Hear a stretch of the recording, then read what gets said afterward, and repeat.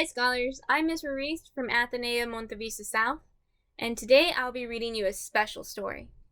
It's a story about two explorers, Captain Wright and Lieutenant Left. Now, the reason why it's a special story is because whenever I say the word right, I want you to take a step to your right. Whenever I say the word left, I want you to take a step to your left. Got it? Great. One evening, the two explorers decided to go out on a new expedition. Lieutenant Left checked their supplies. "Oh no!" he cried.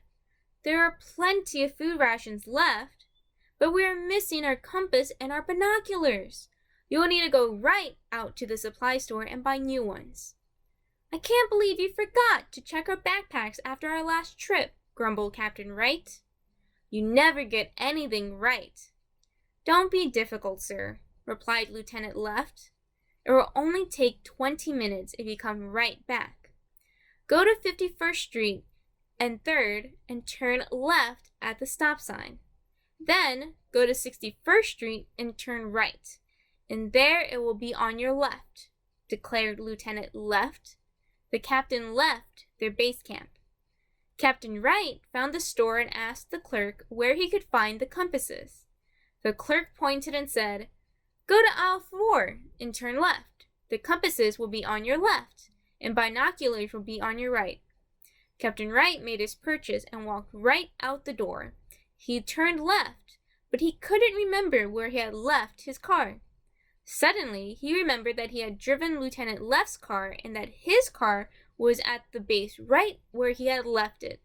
He finally found the right car and put his purchases right inside. Eventually, a weary Captain Wright found his way back to the base. Lieutenant Left had been waiting impatiently. "I thought you would be right back," he said.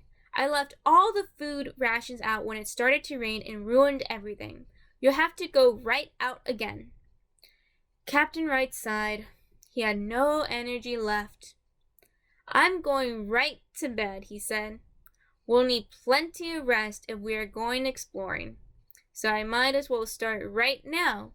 Isn't that right, Lieutenant Left?" Well, I hope you enjoyed that story, scholars. Hi, scholars. Today we will be talking about communication. Technology has given us a lot of great ways to stay in touch. I love video chatting with my brother, calling my aunts and uncles, texting my friends and my family.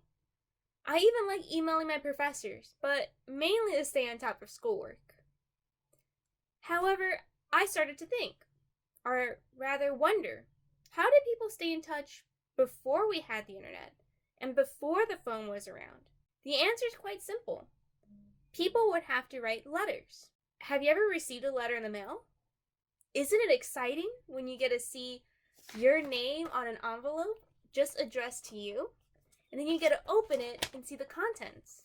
It is so much fun to see what someone decided to send you just because they're thinking about you, or maybe it was your birthday and they sent you a birthday card. Either way, it's so much fun to receive mail. Do you know who John Adams is? John Adams was the second president of the United States, and his wife was Abigail Adams. Now, these two individuals loved to write letters. And in fact, they ended up writing about 1,000 letters to each other.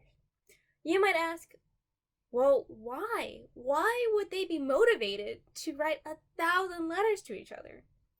Well, that's because John and Abigail both believed in American independence.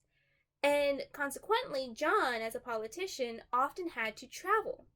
And when he traveled, he really couldn't take Abigail with him all the time, especially when he went overseas. Those type of trips are expensive, and the voyage would take many months. So, what they ended up doing was writing letters, because that was the only form of communication back then. Now, these letters are actually widely read today. And the reason why is because they contain beautiful reflections on virtue and character formation, as well as what early revolutionaries believed and thought about America. A quote from Abigail's letter is, "These are times in which a genius would wish to live. It is not in the sweet calm of life or in the repose of a Pacific station that great characters are formed. The habits of a vigorous mind are formed in contending with difficulties. Great necessities call out great virtues. When a mind is raised and animated by the scenes that engage the heart, then those qualities, which would otherwise lay dormant, wake into life and form the character of the hero and the statesman. What she was saying is that in order to forge virtue, you have to be challenged to practice those virtues.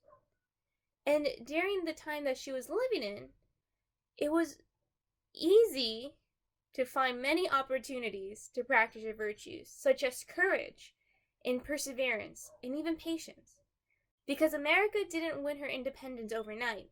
It was a long, long battle, so you had to be patient and persevere. And not everyone believed that America should be independent. Yet, it took courage to go against those opinions.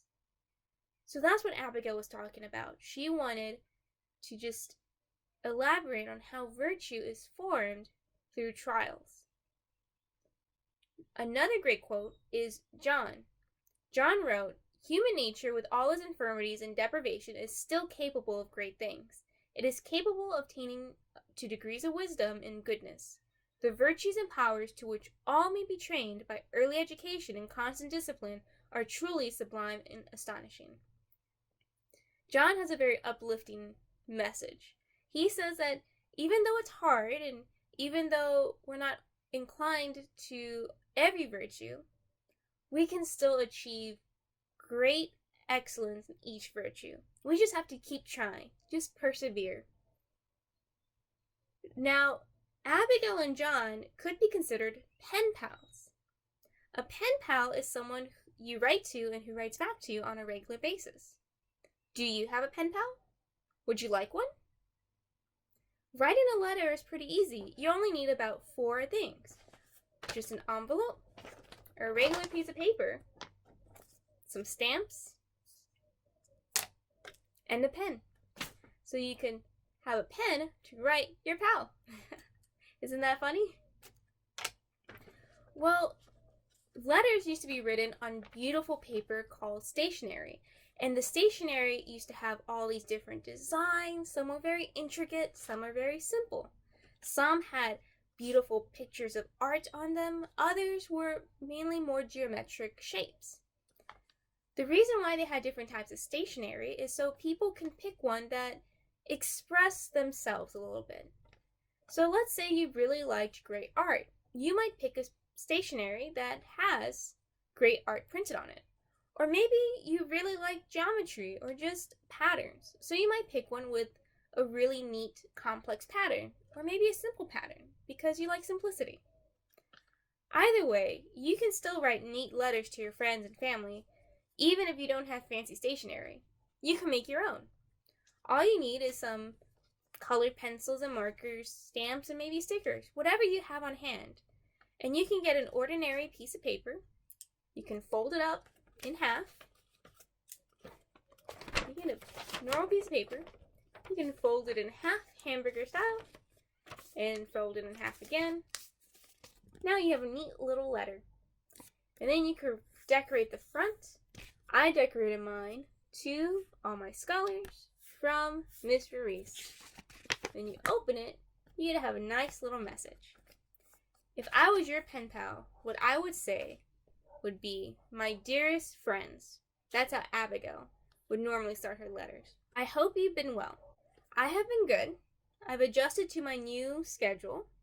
I mostly spend my days in study. I hope you have kept up with your studies as well. I also hope that you are practicing your virtues such as patience and courage.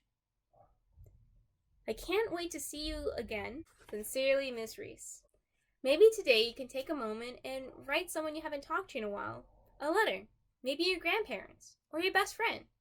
And then ask your parents if they can get you some stamps and maybe an envelope so you can mail it to them. Okay, scholars, until next time, have a great day.